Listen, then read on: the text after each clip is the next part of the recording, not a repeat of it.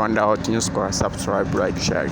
Duhereye amakuru yo mu karere u Rwanda ruherereyemo. Iki gihugu cyabaye icya mbere cya Afurika kiyunze ku bihugu bigera kuri 20 bihuriye mu muryango w'ubumwe bw'Uburayi byahisemo gushyigikira Tedros Adhanom Ghebreyesus nk'umukandida muri manda ya kabiri hari kwiyamamariza nk'umuyobozi w'ishami ry'umuryango w'ibihugu ryita ku buzima OMS.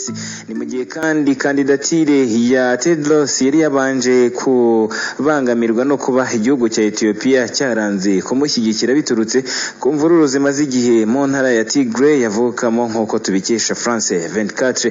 Ni mu gihe kandi OMS iteganya gufungura amabaruwa agaragaza batowe mbere ya tariki ya mbere y'ukwezi gutaha kwa 10. Igihugu cya Kenya cyafashe uyu mwanzuro gishingiye ku kuba uyu yaragize uruhare rukomeye mu guhangana n'indwara ya malaria yanakunze kenshi kugaragara muri iki gihugu. Muri 2017 nibwo Tedros Adhanom yagiye ku buyobozi bwa OMS aba umunyafrika wa mbere uyoboye iki kigo gikomeye cya Loni. Tedros Adhanom Ghebreyesus w'imyaka 56 y'amavuko yarwanye urugamba rukomeye kuva icyorezo cya COVID-19 cyatera, aba umwe mu banagaragaye cyane mu kukirwanya. Uyu kandi yigeze kuba minisitiri w'ubuzima ndetse hanaba minisitiri w'ububanyi n'amahanga mu gihugu cya Ethiopia. Amakuru yo mu karere mwayagezwagaho ku bufatanye na MTN. Everywhere you go.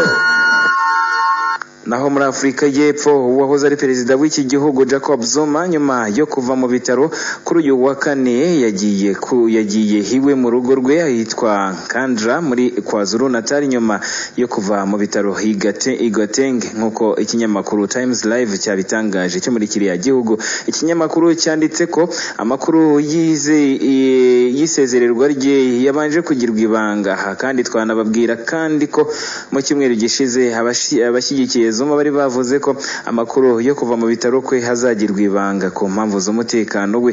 Mu kwezi gushize nibwo Zuma yinjiye mu bitaro bya gisirikare hanze ya gereza azira indwara itaramenyekana, aho yanajyanywe kubagwa.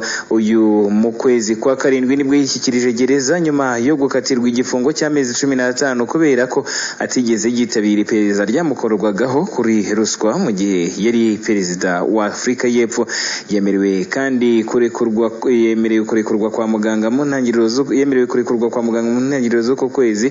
Bikaba biteganyijwe ko ubu hazakomeza gufungirwa mu rugo we nyuma yo kurekurwa mu bitaro, hanyuma yamara koroherwa hakabona gusubira gufungwa.